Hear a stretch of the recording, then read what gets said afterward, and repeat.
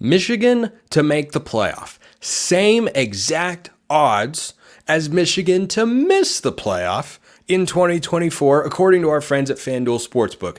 Evenly matched odds at minus 110 apiece, meaning the odds makers believe it is equally as likely that Michigan makes the playoff as they don't. So let's examine the Wolverines' schedule here, and I'll tell you why, in my view, Michigan is not a playoff team, and I would take that no minus 110 way before I'd take the yes minus 110. So they open with Fresno State in Ann Arbor. That's a game that they should win. Now, Fresno State has been known a time or two to upset a Power 5 team.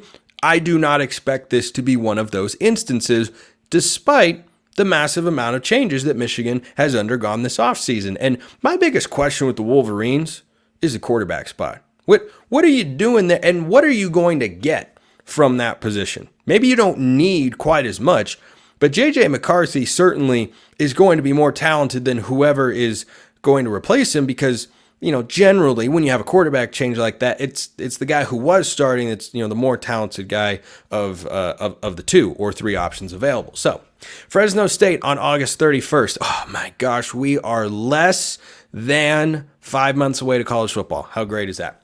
Then they host Texas. Texas. Now, it's great to get that game in Ann Arbor and all, but Texas? I'm let's just say, higher on the Longhorns than the Wolverines. They also have to host USC. Now, those are a couple of big games to have at home, and their road schedule is not particularly brutal. They have to go at Ohio State. But other than that, their road schedule is incredibly manageable, and that is why I think the odds market looks at Michigan and says, there's still a pretty good chance this team gets into the playoff. You have USC, you have Texas, and you have Oregon all at home. You get to go at Washington and at Ohio State, probably the toughest road games on the schedule. But the question then becomes, what is needed for Michigan to make the playoff? Well, the answer is at least 10 wins. At least. That's not a guarantee, but in all likelihood. We have a 12-team playoff in 2024. We'll have that in 2025. Then we'll probably expand to a 14-team playoff in years beyond. And then after a couple of years of that, I'm sure we'll get to 24, just like the FCS playoffs, in no time. So I think that for Michigan, 9 wins is going to be, it's short. It's not enough. You cannot make the playoff at 9-3, even in the Big Ten, with this particular schedule. Because if Michigan were to go 9-3, their losses would probably be to some combination of Ohio State, Oregon, USC, and Texas. If you've only beaten one of those teams, that's not going to be good enough. There will be too many other good teams in college football who have better resumes and better records than the Wolverines do to get into the 12-team playoff. And remember, you've got 5 automatic qualifiers here and 7 at-large spots. So let's say, just for the sake of argument, that Michigan is not in the Big Ten championship game. Let's say they lose, just based on the betting odds, to Ohio State and Oregon, but they beat everybody else. Is that team into the playoff? The answer, to be honest, is it depends, but in all likelihood, yes. But if you think Michigan is a team that's going to get into the playoff, certainly we've seen Sherrone Moore coach his butt off without Jim Harbaugh there. It's still different when you're the head coach. It's different on a week-to-week basis. It's different on a game-by-game basis, being the actual head coach rather than the acting head coach and play caller and such. So I do think Wink Martindale is a heck of a hire on the defensive side of the football. His days as a defensive coordinator have been long, have been storied. I have a prediction here. He's going to blitz on third down. No surprise. Do I think he's as good as Jesse Minter? No, I do not. That's why Jesse Minter has gone off to the NFL and Wink Martindale is no longer defensive coordinator in the league. So again, I think it's a quality hire. I think Martindale is going to be among probably one of the 3 or 4 top defensive coordinators in the Big Ten, but Minter was number 1. So you're going at least from number 1, probably down to the 3-4 range, depending on which fan base you ask, and perhaps which side of the bed individuals have rolling out of that day. But Michigan has to win at least 10 games. Their win total, according to our friends at FanDuel, is 9.5. And if you think they're going to win 10 games, you think they are going to split with USC, Ohio State, Oregon, and Texas. You think they're going to win at least 2, if not 3 of those games. If Michigan's winning 3 of those games, there's not a doubt in my mind they'll be in the playoff, because that means they're a good enough team, and with the rest of their schedule, will be good enough to go 11-1. But Michigan has to go perfect the rest of their way, right? Can't stumble in a game like at Washington, which isn't an easy place to win, or at Illinois, which, has had crazy upsets a time or two over there, or at Indiana. I don't expect any of that.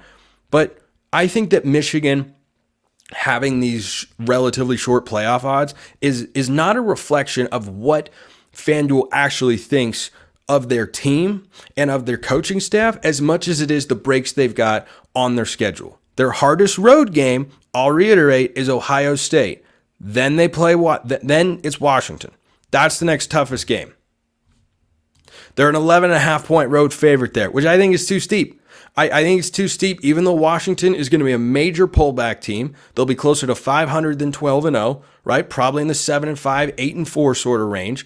And going to Seattle, not going to be a place that Michigan is intimately familiar with. And it's a place where you're going to have fans show up and want to make a statement year one in the Big Ten. And Jed Fish has brought over half a dozen or so, perhaps more, starters from the transfer portal as this offseason has progressed. You have a veteran quarterback over there in Will Rogers. If you want an early look-ahead line that I like for an individual game, Washington plus 11.5 at home. Michigan, yeah, I think they should be favored in the game because they haven't lost as much and their cupboards were more well-stocked than Washington's were amidst a coaching change and a bunch of players going to the NFL. But I look at the schedule for Michigan and say, okay, USC, I'm very high on USC.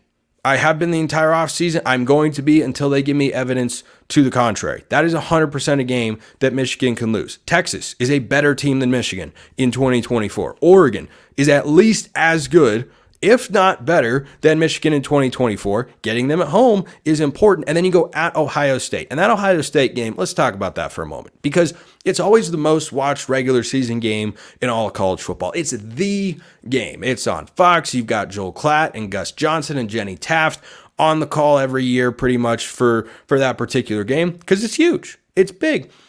There is not a significant amount of pressure on Michigan in that game. In fact, I'd argue there's no pressure on Michigan. There's all the pressure in the world on Ohio State. That can go one of two ways.